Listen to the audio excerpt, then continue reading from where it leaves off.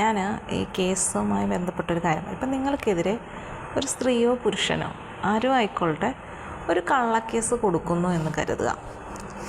അപ്പോൾ സ്വാഭാവികമായിട്ടും ഇപ്പം പോലീസ് സ്റ്റേഷനിൽ കയറാത്ത അല്ലെങ്കിൽ ഇങ്ങനത്തെ ഒരു പ്രശ്നത്തിൽ ഇതുവരെ പെട്ടുപോകാത്ത, കോടതി കാണാത്ത, ഇങ്ങനെയൊക്കെ പാവം പിടിച്ച കുറേ മനുഷ്യരുണ്ട്.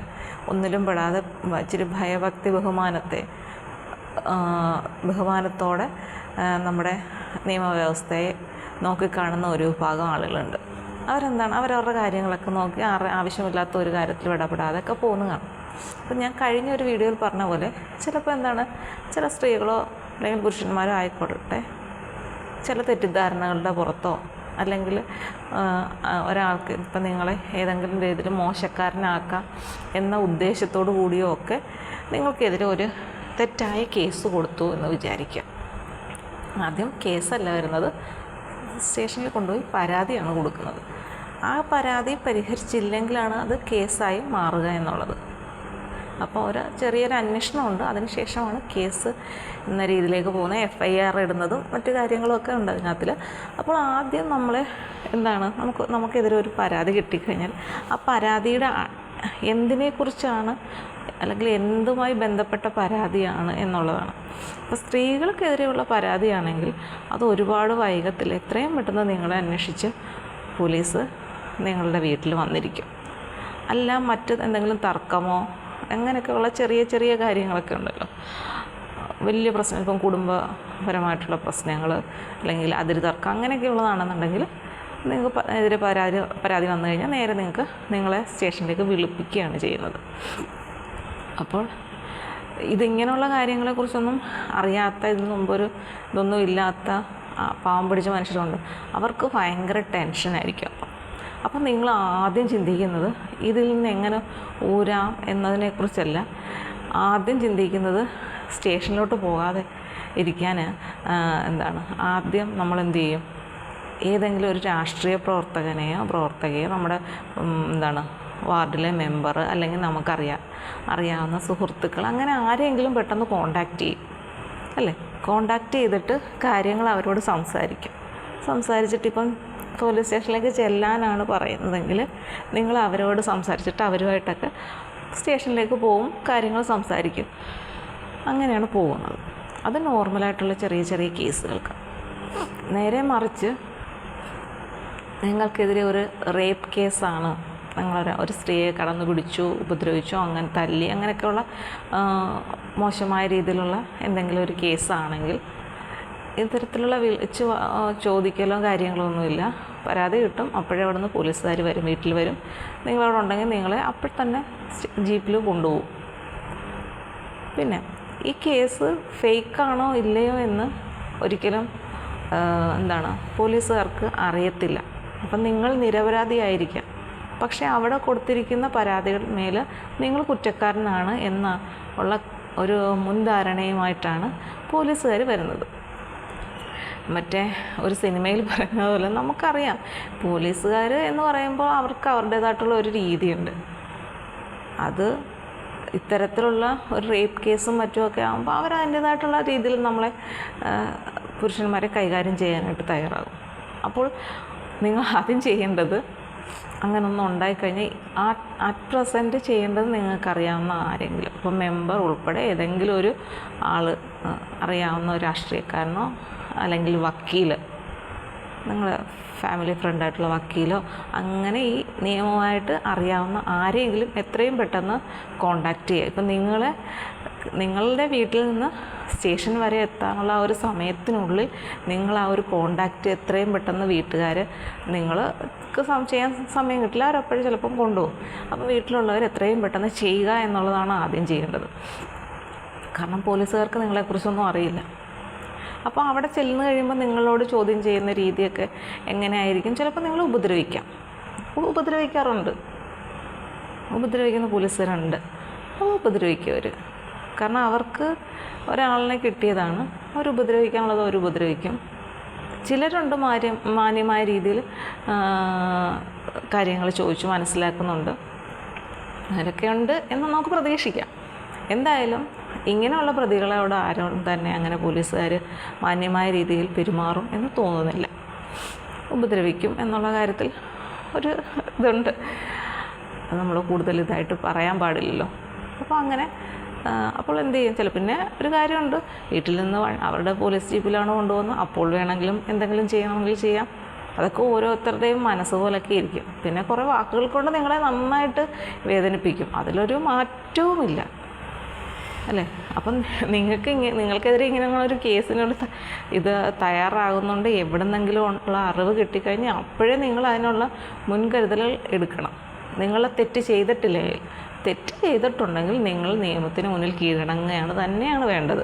തെറ്റ് ചെയ്തില്ലെങ്കിൽ ആ ഒരു കാര്യം നമ്മൾ പ്രൂവ് ചെയ്യാനുള്ള കാര്യങ്ങളാണ് നോക്കേണ്ടത്. ഫസ്റ്റ് നിങ്ങൾ ഏറ്റവും നല്ല ഒരു അഡ്വക്കേറ്റിനെ കാണണം. വെറുതെ വക്കീലന്മാർ എന്ന് പറയുമ്പോഴത്തേക്കും എല്ലാം ഒരു വക്കീൽ എന്നുള്ള പേരിൽ അറിയപ്പെടുക, ആളുകൾ പൊതുവേ പറയുന്ന ഒരു വക്കീൽ എന്നുള്ള രീതിയിലുള്ള ആളിനെയല്ല നമുക്ക് വേണ്ടത്. നന്നായിട്ട് ക്രിമിനൽ കേസിൽ നന്നായിട്ട് വാദിക്കാൻ കഴിവുള്ള അറിയപ്പെടുന്ന വക്കീലിനെ കാണാം. ആ സമയത്ത് നമുക്ക് വക്കീൽ ഫീസും മറ്റു കാര്യങ്ങളൊന്നുമല്ല നോക്കേണ്ടത്. നോക്കണ്ട എന്നല്ല, നമ്മുടെ സാമ്പത്തികം. പക്ഷേ നമുക്ക് പിന്നീടുണ്ടാകുന്ന ചിലവിനെക്കാട്ടും നല്ലത് അപ്പം നമുക്ക് ഏറ്റവും നല്ലൊരു വക്കീലിനെ കാണുക എന്നുള്ളതാണ്. കണ്ട് അവരുമായിട്ടായാലും നമ്മുടെ ആദ്യം നമുക്ക് മെമ്പറുമായിട്ട് സ്റ്റേഷനിലേക്ക് പോകാം, ചെന്ന് സംസാരിക്കാം. അപ്പോൾ മെമ്പറിനോട് ചോദിക്കുമ്പോൾ മെമ്പർ പറയും അയാൾക്ക് അങ്ങനെയുള്ള സ്വഭാവമൊന്നും ഇല്ലാത്ത ആളാണ് എന്ന് മെമ്പർ പറയുകയാണെങ്കിൽ അവിടെ ചെറിയൊരു പ്ലസ് പോയിൻ്റ് നമുക്ക് കിട്ടുകയാണ്. അപ്പോൾ അങ്ങനെ പോകാം വീട്ടിലുള്ളവർക്ക് ആർക്കെങ്കിലും. പിന്നെ വക്കീലുമായിട്ട് പോയി സ്റ്റേഷനിൽ ആരാണോ അപ്പോൾ ഹെഡായിട്ടുള്ളത് അവരുമായിട്ട് സംസാരിക്കാം. അപ്പോൾ സംസാരിച്ച് കഴിയുമ്പോഴത്തേക്കും അവർ പറയും കാര്യങ്ങൾ എങ്ങനെയൊക്കെയാണ് ഇതിൻ്റെ കാര്യങ്ങളെന്ന്. അപ്പം ഈ റേപ്പ് കേസൊക്കെ ആണെന്നുണ്ടെങ്കിൽ മജിസ്ട്രേറ്റിൻ്റെ മുന്നിൽ ഫസ്റ്റിൽ തന്നെ പോലീസുകാർ കൊണ്ടുപോയി മൊഴി കൊടുക്കും. അത് വേറൊന്നും കൊണ്ടല്ല, അതൊരു സേഫ്റ്റിയുടെ ഭാഗവും കൂടാണ്. കാരണം നാളെ ഈ സ്ത്രീ പറയുകയാണെങ്കിൽ ഞാനൊന്നും അറിഞ്ഞില്ല, ഞാനൊരു പരാതി എന്നുള്ള രീതിയിൽ വന്നപ്പോഴത്തേക്ക് അവർ എന്നെക്കൊണ്ട് നിർബന്ധിപ്പിച്ച് ചെയ്യിപ്പിച്ചാണ്, അങ്ങനെയൊക്കെ പറയാൻ സ്ത്രീകളൊക്കെ ഉണ്ട്. അപ്പോൾ അവരെന്ത് ചെയ്യും? പോലീസുകാർ അവരുടെ ഭാഗം ക്ലിയർ ചെയ്യാൻ വേണ്ടിയിട്ട് ആദ്യമേ കൊണ്ടുപോയി എന്ത് ചെയ്യും? മജിസ്ട്രേറ്റിന് മുന്നിൽ മൊഴി കൊടുക്കും, രഹസ്യമൊഴി രേഖപ്പെടുത്തും. അതപ്പോൾ ഒരു തെളിവായി. പിന്നെ ഈ സ്ത്രീക്ക് പിന്മാറാനും പറ്റില്ല, ആ കൊടുത്ത മൊഴിയിൽ നിന്ന് മാറാനും പറ്റില്ല. അങ്ങനെ FIR ഒക്കെ ഇട്ട് നമുക്ക് അവരുടെ മൊഴിയൊക്കെ ആയിട്ടുള്ള കാര്യങ്ങളൊക്കെ ആയി ഇങ്ങനെയുള്ള കേസുകളിൽ പ്രശ്നങ്ങളിലേക്കും പിന്നെ അതിനെ ആ കുരുക്ക് അഴിക്കണമെങ്കിൽ അത് പതുക്കെ വർഷങ്ങളെടുത്ത് മാത്രമേ ആ കുരുക്ക് അഴിക്കാൻ പറ്റുള്ളൂ. അപ്പോൾ അതിനൊക്കെ മുമ്പ് ചെയ്യാൻ പറ്റുന്ന കാര്യത്തെയാണ് ഞാൻ പ്രധാനമായിട്ടും പറയുന്നത്. ആദ്യം തന്നെ നിങ്ങൾ നിയമം അറിയാവുന്ന ആളിനെ സമീപിക്കുക, എത്രയും പെട്ടെന്ന് കാര്യങ്ങൾ മുന്നോട്ട് കൊണ്ടുപോകണം. പിന്നെ ഏതൊരാൾക്കാണോ ഈ പ്രശ്നം ഉണ്ടായിട്ടുള്ളത്, അതായത് പ്രതിയാക്കപ്പെട്ടിട്ടുള്ള വ്യക്തി ആരാണോ അയാളുമായിട്ട് ഈ നമ്മൾ കണ്ടിട്ടുള്ള വക്കീൽ നന്നായിട്ട് സംസാരിക്കുക എന്നുള്ളതാണ്. അപ്പം ഈ പ്രതിക്ക് ഒരു കാര്യം എന്ന് പറയുന്നതായിട്ടില്ലേ, വക്കീലിനോടും ഡോക്ടറിനോടും കള്ളം പറയും. അതുപോലെ തന്നെ ഈ പ്രതി എന്ന് ആരോപിക്കുന്ന ആൾ എല്ലാ കാര്യങ്ങളും അതുമായി ബന്ധപ്പെട്ട് ചിലപ്പം പഴയ കാര്യങ്ങളും എല്ലാം ഒക്കെ കാണും, അതും എല്ലാം ചേർത്ത് നല്ല വിശദമായിട്ട് വക്കീലിനോട് സംസാരിക്കുക എന്നുള്ളതാണ്. അപ്പം വക്കീലിനോട് സംസാരിച്ച് കഴിയുമ്പോൾ വക്കീലിന് കുറേ കാര്യങ്ങൾ അതിൽ നിന്ന് ക്യാച്ച് ചെയ്യാൻ പറ്റും, അവർക്ക് ആവശ്യമുള്ള കാര്യങ്ങൾ. അപ്പോൾ അങ്ങനെ അവർക്ക് ആവശ്യമുള്ള കാര്യങ്ങൾ കിട്ടിക്കഴിഞ്ഞാൽ അത് നാളെ ബെയിലിന് വേണ്ടിയിട്ട് കൊടുക്കുമ്പോൾ ഈ പോയിൻറ്റ്സുകൾ എല്ലാം ചേർത്തുകൊണ്ട് തന്നെ അവർക്ക് ബെയിൽ ആപ്ലിക്കേഷൻ മൂവ് ചെയ്യാൻ പറ്റും. അതായത് ജാമ്യത്തിന് വേണ്ടിയിട്ടുള്ള കാര്യങ്ങൾ. സ്വാഭാവികമായിട്ടും ഈ റേപ്പ് കേസ് അല്ലെങ്കിൽ അങ്ങനെ ബുദ്ധിമുട്ടുള്ള കുറേ കേസുകളൊക്കെ ഉണ്ട്. അപ്പോൾ അതൊക്കെ സ്വാഭാവികമായിട്ടും 14 ദിവസത്തെ റിമാൻഡിന് പോകും. അതാണ് ഒരു രീതി. അതിനുശേഷം നമുക്ക് ഏത് കോടതിയിലാണോ നമുക്കത് ഈ കേസ് നടക്കുന്ന ആ കോടതിയിൽ നിന്ന് ചില കാര്യങ്ങൾക്ക് ആ മജിസ്ട്രേറ്റ് കോടതി എന്ന് പറയും, അവിടെ നിന്ന് ജില്ലാ കോടതിയുണ്ട്, ഹൈക്കോടതിയുണ്ട്. അപ്പോൾ ആദ്യത്തെ ആ ഒരു ലെവലിലുള്ള കോടതിയിൽ നിന്ന് ജാമ്യം കിട്ടണമെന്നില്ല. ചില കേസുകൾക്ക് അങ്ങനെ കിട്ടില്ല. കാരണം ആ കോടതിക്ക് ഒരു പരിധിയുണ്ട്. കൈകാര്യം ചെയ്യുന്ന കേസും അതിന് ലഭിക്കാവുന്ന ശിക്ഷയുടെ കാലാവധിയും അതിനെയൊക്കെ കുറിച്ചൊരു ഒരു പരിധിയുണ്ട്. അപ്പോൾ അതിനപ്പുറത്തേക്കുള്ള കേസുകളിലൊക്കെ ജാമ്യം കിട്ടാൻ ആ കോടതിയിൽ നിന്ന് പറ്റില്ല. പിന്നെ ജില്ലാ കോടതിയെ സമീപിക്കാം. ചില കേസുകൾക്ക് അവിടെ നിന്നും കിട്ടാനുള്ള ചാൻസ് കുറവാണ്. അപ്പോഴാണ് ഹൈക്കോടതിയിലേക്കും പിന്നെ അവിടുന്ന് സുപ്രീം കോടതിയിലേക്കും ഒക്കെ ആളുകൾ പോകുന്നത്. അതൊക്കെ ഓരോ കേസിൻ്റെയും രീതിക്കനുസരിച്ചാണ്. അത് എത്ര വലിയ പ്രമാദമായ കേസാണ് എന്നതിനെയൊക്കെ അടിസ്ഥാനമാക്കിയിട്ടാണ് ഈ കോടതിയിൽ മാറ്റം വരുന്നത്. അതായത് നമ്മൾ കേട്ടിട്ടുള്ളതാണ്, ഒരുപാട് കേസുകൾ സുപ്രീം കോടതി എന്നൊക്കെ ആയിരിക്കും ജാമ്യമായിട്ട് എടുക്കുന്നതൊക്കെയുള്ള ഒരു വലിയ വലിയ കേസുകളൊക്കെ വരുമ്പോൾ അങ്ങനെയൊക്കെ ഉണ്ട്. അപ്പം അതുപോലെ തന്നെ നമുക്ക് എന്തെങ്കിലും ഒരു കാര്യത്തിൽ അപ്പീൽ പോകുമ്പോഴും ഹൈക്കോടതി പോവും, പിന്നെ അവിടെ നിന്നും പറ്റിയില്ലെങ്കിൽ സുപ്രീം കോടതി വരെ. അപ്പോൾ അവിടെ നിന്ന് അതിൻ്റെ അപ്പുറത്തേക്കൊന്നും ഇല്ലല്ലോ. പിന്നെയും ചിലർ വീണ്ടും അപ്പീലൊക്കെ ശ്രമിക്കാറൊക്കെ ഉണ്ട്. അപ്പോൾ അതിപ്പോൾ നമ്മൾ ശിക്ഷ ആണെങ്കിൽ പോലും അങ്ങനെ ചെയ്യാറുണ്ട്. അപ്പം നമുക്ക് എന്താണ് ആദ്യം ചെയ്യാന്നുള്ളത് നമുക്ക് ബെയിലിന് വേണ്ടിയിട്ട്, അതായത് ജാമ്യം കിട്ടാനായിട്ടുള്ള കാര്യങ്ങൾ ചെയ്യുക എന്നുള്ളതാണ്. അപ്പം സ്വാഭാവികമായിട്ടും പ്രതി എന്നാരോപിക്കപ്പെടുന്ന വ്യക്തിയായിട്ട് വ്യക്തമായിട്ട് സംസാരിക്കണം. പിന്നെ എതിരായിട്ട് വാദിഭാഗം അവരെന്തൊക്കെ കാര്യങ്ങളാണ് പരാതിയിൽ പറഞ്ഞിരിക്കുന്നത് അതിനെക്കുറിച്ചും നന്നായിട്ട് മനസ്സിലാക്കണം. അതൊക്കെ നന്നായിട്ട് ഈ ക്രിമിനൽ കേസൊക്കെ നന്നായിട്ട് കൈകാര്യം ചെയ്യുന്ന ഒരുപാട് കേസുകളിൽ വിജയിച്ചിട്ടുള്ള വ്യക്തികൾക്കാകുമ്പം അവർ പരാതിയും പിന്നെ FIR ഒക്കെ നോക്കിക്കഴിഞ്ഞ് കഴിഞ്ഞാൽ തീർച്ചയായിട്ടും പിന്നെ ഈ രഹസ്യമൊഴിയൊക്കെ കൊടുത്തിരിക്കുന്ന അതൊക്കെ വായിച്ചു കഴിഞ്ഞാൽ ഏതൊക്കെ പോയിന്റിലൂടെ തൻ്റെ കക്ഷിയെ വിജയിപ്പിച്ചു കൊണ്ടുവരാം എന്നൊക്കെ അവർക്കറിയാം. അപ്പം ഒരു കാര്യത്തിലും കള്ളം പറയാതെ എല്ലാ കാര്യവും സത്യസത്യമായിട്ട് നമ്മുടെ വക്കീലിനോട് സംസാരിക്കണം. ഏറ്റവും പ്രധാനം, ഏറ്റവും ഹൈലൈറ്റായിട്ട് എനിക്ക് പറയാനുള്ളത്, നമ്മൾ ഇത്തരത്തിലുള്ള കേസുകളിൽ പെട്ടാൽ ഒരിക്കലും ഒരു സാധാ ഒരു വക്കീലിനെ കാണാൻ പോകാൻ പാടില്ല. അപ്പം ഹൈക്കോടതി വരെ പോയി സംസാരിക്കാം, ഹൈക്കോടതി വക്കീലാകാം, അങ്ങനെ ആയാലും കുഴപ്പമില്ല. ഹൈക്കോടതിയിൽ നിന്ന് വക്കീലന്മാർ വന്നിട്ട് സാധാ ജില്ലാ കോടതിയിലും മജിസ്ട്രേറ്റ് കോടതിയിലും ഒക്കെ വന്നിട്ട് വാദിക്കുന്നവരുണ്ട്. അപ്പോൾ അല്ലെങ്കിൽ അവരുടെ ഇതിൽ വേറെ വക്കീലന്മാരെ വിടുകയൊക്കെ ചെയ്യുന്നുണ്ട്. അങ്ങനെയൊക്കെ കുറേ കാര്യങ്ങളൊക്കെ ചെയ്യാൻ പറ്റും. അപ്പം നമ്മൾ ടെൻഷൻ അടിച്ചു കഴിഞ്ഞാൽ ഒരുപാട് പ്രശ്നങ്ങളിലേക്ക് നമ്മളെ കൊണ്ടുപോകത്തുള്ളൂ. നമ്മൾ മാനസികമായിട്ട് തകരും. അപ്പോഴെന്തോ ചെയ്യും, നമുക്ക് പല കാര്യങ്ങളും വ്യക്തമായിട്ട് പറഞ്ഞു കൊടുക്കാൻ പറ്റാതെ വരും. അപ്പം വ്യക്തമായിട്ട് കാര്യങ്ങൾ പറഞ്ഞു കൊടുത്തെങ്കിൽ മാത്രമേ വക്കീലിന് അതിനനുസരിച്ച് കാര്യങ്ങൾ ചെയ്യാൻ പറ്റുള്ളൂ. അപ്പം നമ്മൾ ആദ്യമേ നമുക്കെന്തായാലും ഇങ്ങനൊരു അപകടം സംഭവിച്ചു, നമുക്കെതിരെ ഇങ്ങനൊരു ഇത് വന്നു, എന്തായാലും അതിൽ നിന്ന് ആദ്യമേ എങ്ങനെ പുറത്തേക്ക് വരാം എന്നുള്ളതിനെക്കുറിച്ച് ചിന്തിക്കുക. ബാക്കിയുള്ളതിനെല്ലാം രണ്ടാമത്തെ സ്ഥാനം കൊടുത്താൽ മതി. ആദ്യം നമ്മൾ അതിൽ നിന്ന് എങ്ങനെ ഊരിയെടുക്കാം നമ്മുടെ തല എന്നുള്ളതിനെക്കുറിച്ചാണ് ചിന്തിക്കേണ്ടത്. അപ്പോൾ ആദ്യം നല്ല വക്കീലിനെ തന്നെ നമ്മൾ കാണുക. നല്ല വക്കീലാണെങ്കിൽ നമുക്ക് വലിയ പ്രശ്നമൊന്നും ഉണ്ടാകാതെ അതിൽ നിന്നൊക്കെ രക്ഷപ്പെട്ടു വരാം. ആദ്യത്തെ കാര്യം എന്ന് പറയുന്നത് ബെയിൽ കിട്ടുക, അതായത് ജാമ്യം കിട്ടുക എന്നുള്ളതാണ്. അതെന്തായാലും 14 ദിവസം മിക്കവാറും എല്ലാത്തിനും റിമാൻഡിൽ പോകും. ഒരുമാതിരിപ്പെട്ട ഇങ്ങനെയുള്ള കേസുകൾക്കെല്ലാം 14 ദിവസത്തെ റിമാൻഡ് എന്തായാലും ഉണ്ട്. അതിൻ്റെ ഇടയിൽ തൊട്ട് റിമാൻഡ് ചെയ്ത ആ സമയം തൊട്ട് നമുക്ക് ബെയിലിന് വേണ്ടിയിട്ട്, ജാമ്യത്തിന് വേണ്ടിയിട്ട് അപേക്ഷ സമർപ്പിക്കാം. അപ്പോൾ അതിനും ഓരോ ഘട്ടമുണ്ട്. ഇല്ലെന്നുണ്ടെങ്കിൽ നമുക്ക് നേരിട്ട് ഹൈക്കോടതിയിലേക്ക് സമീപിക്കാവുന്നതാണ്. അത് നമ്മുടെ വക്കീൽ പറയും എങ്ങനെയാണ് ഈ കേസിൻ്റെ രീതി എന്നുള്ളത്. അപ്പോൾ അതിനനുസരിച്ച് നമുക്ക് മൂവ് ചെയ്താൽ സുഖമായിട്ട് അധികം ദിവസം ആൾക്ക് ജയിലിൽ കിടക്കാതെ പുറത്തിറങ്ങാൻ പറ്റും. പിന്നീട് സ്വാഭാവികമായിട്ടും ജാമ്യം കിട്ടുന്ന ഒരു കാലയളവുണ്ട്. അതായത് 90 ദിവസമാണ് ഒരു കേസുമായി ബന്ധപ്പെട്ട് കാര്യങ്ങളൊക്കെ അന്വേഷിച്ചതിന് ശേഷം അതിൻ്റെ പൂർണ്ണമായിട്ടുള്ള രൂപം, മൊത്തമായിട്ടുള്ള വിശദാംശങ്ങളെല്ലാം കോടതിയിലേക്ക് കൈമാറേണ്ടത്. അപ്പോൾ ആ ഒരു സമയത്തിനുള്ളിൽ കുറ്റപത്രം എന്ന് പറയും. ആ കുറ്റപത്രം സമർപ്പിക്കാൻ 90 ദിവസമാണ് അതിൻ്റെ ഒരു കാലാവധി. അത്രയും ദിവസത്തിനുള്ളിൽ, അതായത് 90 ദിവസത്തിനുള്ളിൽ, അതായത് 89 ദിവസം എന്നുള്ള രീതിയിൽ, ആ ഒരു രീതി അത്രയും ദിവസത്തിനുള്ളിൽ കോടതിയിലേക്ക് ഈ കുറ്റപത്രം നമ്മൾ കേസ് അന്വേഷിക്കുന്ന ആൾ സമർപ്പിക്കുകയാണ് എങ്കിൽ തീർച്ചയായിട്ടും അതുവരെയും ജയിലിൽ കിടക്കുന്ന ആൾ, ബെയിൽ കിട്ടാതെ, ജാമ്യം കിട്ടാതെ ജയിലിൽ കിടക്കുന്ന ആൾക്ക് ഇന്ന് ജാമ്യം കിട്ടില്ല. കാരണം കുറ്റപത്രം സമർപ്പിച്ചു കഴിഞ്ഞാൽ പിന്നെ എത്രയും പെട്ടെന്ന് വാദം, അതുമായിട്ട് ബന്ധപ്പെട്ട വാദവും മറ്റു കാര്യങ്ങളൊക്കെ തുടങ്ങും. കുറ്റപത്രം വായിച്ച് കേൾപ്പിക്കും ആദ്യമേ. അടുത്തത് എന്ന് പറയുന്നത് ഈ 90 ദിവസത്തേക്കുള്ള കുറ്റപത്രം സമർപ്പിച്ചു.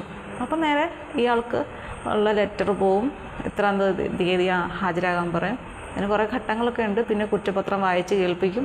അപ്പം പ്രതിക്കത് എസ് ഞാൻ ചെയ്തു എന്ന് പറയാം, അല്ലെങ്കിൽ നോ എന്ന് പറയാം. അപ്പം അതിനുമായിട്ട് റിലേറ്റ് ചെയ്തിട്ടുള്ള കോടതിയിൽ പിന്നെ വാദങ്ങൾ തുടങ്ങും.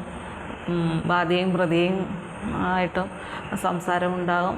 അങ്ങനെ കുറേ കാര്യങ്ങൾക്ക് ഒടുവിൽ ആണ് കോടതി ശിക്ഷ വിധിക്കുന്നത്. അതുവരെയാണ് ഒരു കേസിൻ്റെ കാര്യം പോകുന്നത്. പിന്നീട് ശിക്ഷ വിധിച്ചതിന് ശേഷം അതും ഈ ഓരോ കോടതിയിലും വ്യത്യസ്തമാണ്. ഓരോ പ്രത്യേക കാര്യത്തിനും, അതായത് കേസിൻ്റെ രീതിക്ക് അനുസരിച്ച് കോടതിയിലും വ്യത്യാസം വരും. ഇപ്പം ഫാസ്റ്റ് ട്രാക്ക് കോടതിയൊക്കെ ഉണ്ട്, അതിവേഗ കോടതി എന്ന് പറയും. അതിങ്ങനെയുള്ള റേപ്പ് കേസും മറ്റുമൊക്കെ അതൊക്കെ പെട്ടെന്ന് വാദിച്ച് തീർത്ത് എത്രയും പെട്ടെന്ന് അയാൾക്ക് ശിക്ഷ കൊടുക്കുക എന്നുള്ള രീതിയിലാണ് ഇത്തരത്തിലുള്ള ഈ കുട്ടികൾക്കെതിരായിട്ടുള്ളതും സ്ത്രീകൾക്കെതിരായിട്ടുള്ളതുമായിട്ടുള്ള കേസുകളൊക്കെ വാദിച്ച് എത്രയും പെട്ടെന്ന് തീർക്കാൻ വേണ്ടിയാണ്. ഒരുപാട് കേസുകൾ കെട്ടിക്കിടപ്പുണ്ടാവും. അപ്പം എന്തായാലും ഒരു 5-6 വർഷം എടുക്കും ഇതൊക്കെ ഒന്ന്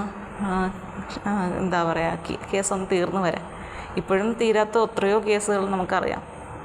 അപ്പോൾ അങ്ങനെ കിടക്കും. അതൊക്കെ താമസിക്കുന്നത് അതിലൊക്കെ ഒരുപാട് നൂലാമാലകളുണ്ട്. അത് നിയമത്തിൻ്റെ കാര്യങ്ങളാകുമ്പോൾ ഒരുപാട് പഴുതുകളുണ്ട്. ഒക്കെ നമ്മൾ നന്നായിട്ട് ശ്രദ്ധിച്ച് ഒക്കെ പോയി കഴിഞ്ഞാൽ ചില ആളുകളൊക്കെ അങ്ങ് രക്ഷപ്പെട്ടു പോകുന്നതും അതിലൂടെയൊക്കെയാണ്. അപ്പോൾ കേസിൽ നമ്മൾ തോറ്റു എന്ന് കരുതുക, നമുക്ക് എതിരെ വിധി വന്നെന്ന് കരുതുക. അപ്പോൾ അതിനൊരു അപ്പീൽ പോകാനൊരു സമയമുണ്ട്, 1 മാസമോ മറ്റോ ആണെന്ന് തോന്നുന്നു. അപ്പം ആ ഒരു ടൈമിനുള്ളിൽ നമുക്ക് അപ്പീൽ പോകാം. നമ്മളെന്ന് പറയുകയാണെങ്കിൽ നിങ്ങൾക്ക് ഒരു 12 വർഷത്തെ ജയിൽവാസമാണ് വിധിച്ചിട്ടുള്ളതെന്ന് പറഞ്ഞു കഴിഞ്ഞാൽ അന്ന് ആ നിമിഷം തന്നെ നിങ്ങളെ പോലീസുകാർ കൊണ്ടുപോകും. അവരുടെ ജീപ്പിൽ കൊണ്ടുപോകും. ഏതാണ് ജയിലെന്ന് റെഫർ ചെയ്തിരിക്കുന്നത് അവിടെ കൊണ്ടുപോകും. ആക്കി കഴിഞ്ഞാൽ നിങ്ങൾക്ക് പുറത്തോട്ട് വരാൻ പറ്റില്ല. പിന്നെ അപ്പോഴെന്ത് ചെയ്യും? ആ 1 മാസത്തിനുള്ളിൽ നിങ്ങൾക്ക് എത്രയും പെട്ടെന്ന് അപ്പീൽ പോകാം. അപ്പീൽ പോയി കഴിഞ്ഞാൽ ഹൈക്കോടതിയിലേക്ക് പോകാം. അപ്പോൾ നിങ്ങൾ വീണ്ടും ഈ കേസിനെ വീണ്ടും വാദിക്കാനും തുടങ്ങും. അതങ്ങനെയല്ല എന്നുള്ളത്. പക്ഷെ ചിലപ്പോൾ ആ ഹൈക്കോടതിയിൽ നിന്ന് ചിലപ്പം നിങ്ങൾക്ക് സ്വാഭാവികമായിട്ടും അത് തെറ്റുകാരനല്ല എന്നുള്ള രീതിയിൽ ഹൈക്കോടതി വിധിക്കുകയാണെങ്കിൽ അങ്ങനെ ആ കേസും മാറിപ്പോകാനുള്ള ചാൻസ് ഉണ്ട്. ഒരുപാട് ആളുകൾ, പാവം പിടിച്ച ആളുകൾ ഒരു തെറ്റും ചെയ്യാതെ ശിക്ഷ അനുഭവിച്ചുകൊണ്ട് പല ജയിലുകളിലുണ്ട്. ചിലരെന്ത് ചെയ്യും? എല്ലാം ചെയ്തിട്ടും ഒരു ശിക്ഷയും കിട്ടാതെ വെളിയിൽ കൂസലില്ലാതെ നടക്കുന്നുണ്ട്. ഇതൊക്കെ നമ്മുടെ നിയമത്തിൻ്റെ കുറേ പലതരത്തിലുള്ള വശങ്ങളാണ്. എന്തായാലും ആരും ടെൻഷൻ അടിച്ച് ആകെ വല്ലാണ്ടാകുകയല്ല ചെയ്യേണ്ടത്. അതിനെ എങ്ങനെ നേരിടാം എന്നുള്ളതാണ്. ആദ്യം പോലീസുകാരുടെ മോശമായിട്ടുള്ള സാഹചര്യത്തിൽ നിന്ന് രക്ഷപ്പെടുന്നതിന് വേണ്ടിയിട്ട് എത്രയും പെട്ടെന്ന് അതുമായി ബന്ധപ്പെട്ട ഒരാളിനെ കണ്ട് സംസാരിക്കുക എന്നുള്ളതാണ്. എത്രയും പെട്ടെന്ന് ആ ആളുടെ പുറകെ പോവുക എന്നുള്ളതാണ്. സ്റ്റേഷനിലേക്ക് പോലീസ് ജീപ്പ് പോകുമ്പോൾ നിങ്ങളും വീട്ടിലുള്ള ആരെങ്കിലും ഒപ്പം പോവുക, സ്റ്റേഷനിലേക്ക് പോവുക, അവിടെ ചെന്നിട്ട് സംസാരിക്കുക എന്നുള്ളത്. അതിലൊക്കെ ഇനിയും കുറേ കാര്യങ്ങളുണ്ട്.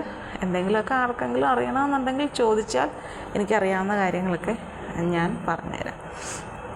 ഓക്കെ.